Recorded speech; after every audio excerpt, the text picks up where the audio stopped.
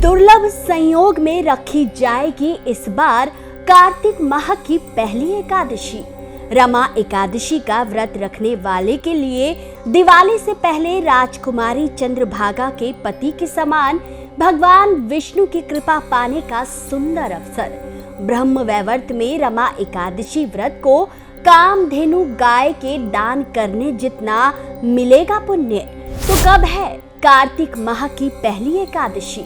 कार्तिक माह की रमा एकादशी का राजकुमारी चंद्रभागा से क्या है संबंध? आइए सुनते हैं रमा एकादशी की सुंदर कथा। दिवाली से कुछ दिन पहले ही रमा एकादशी है। ज्योतिष विद्वानों के अनुसार ये एकादशी कार्तिक माह की पहली और चातुर्मास की अंतिम एकादशी है। रमा एकादशी कार्तिक मास की कृष्ण पक्ष की एकादशी यानी 11 तिथि के दिन रखी जाती है। लेकिन इस बार खास ये है कि ये व्रत बेहद दुर्लभ हरिवासर योग के संयोग में पड़ रहा है। हरिवासर योग का मतलब है एकादशी तिथि का 2 उदया तिथि में पड़ना। मान्यता है हरिवासर योग में रमा एकादशी का व्रत रखने से अनंत गुना फल मिलता है।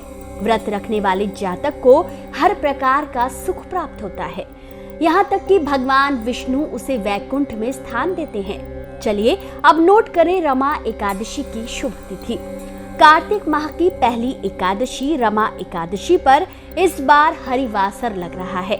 शास्त्रों के अनुसार हरिवासर में व्रत पूर्ण करने वाले व्यक्ति को वैकुंठ में स्थान मिलता है। आपको बता दें इस बार एकादशी तिथि का आरंभ 27 तारीख की सुबह 5:24 से अगले दिन 28 तारीख की सुबह 7:51 तक रहने वाला है। उदया काल में एकादशी तिथि पड़ने से इस बार एकादशी तिथि 27 तारीख को रखी जाएगी, जबकि पारण अगले दिन 28 अक्टूबर को सुबह 8 बजे के बाद किया जाएगा।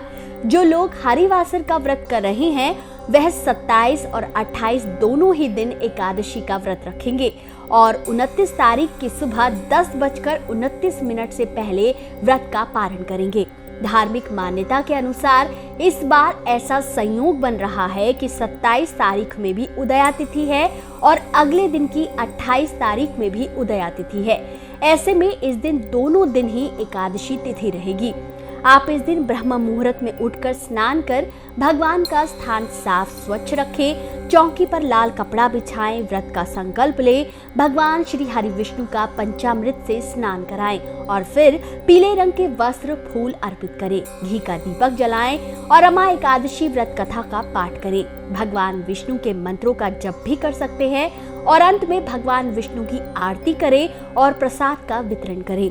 मित्रों, रमा एकादशी को लेकर ब्रह्म वैवर्त पुराण में बड़ी सुंदर कथा का वर्णन मिलता है।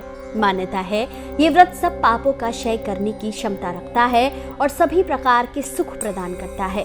ऐसा ही हुआ था त्रेतायुग के राजा मुचुकुंद के साथ। राजा मुचुकुंद बड़े धर्मात्मा थे। उनके राज्य की प्रजा एकादशी का व्रत रखती थी, यहाँ तक कि पशु भी एकादशी का व्रत रखते थे। कहते हैं राजा की मित्रता इंद्र, वरुण देव, यमराज और कुबेर विभीषण से थी। राजा की एक पुत्री थी जिसका नाम चंद्रभागा था, जो 8 वर्ष की आयु से एकादशी का व्रत रख रही थी।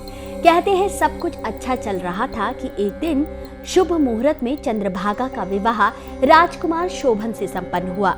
राजकुमार शोभन कुछ दिनों के लिए अपनी पत्नी के साथ अपने ससुराल में रह रहे थे। एक दिन एकादशी तिथि आई, पूरे राज्य ने व्रत रखा। राजकुमार को भी एकादशी व्रत रखने को कहा गया। कहते हैं राजकुमार शोभन ने अपनी पत्नी चंद्रभागा से कहा कि वो इतना कठोर व्रत नहीं रख सकते, इसलिए कोई और उपाय बताओ। पत्नी चंद्रभागा ने तुरंत उन्हें राज्य छोड़कर जाने की सलाह दी, लेकिन शोभन इसके लिए तैयार न हुए। अंत में थक हार कर उन्होंने एकादशी का व्रत रखा और उसे बड़ी मुश्किल से पूरा किया। कहते हैं एकादशी के पारण करते समय उनकी मृत्यु हो गई।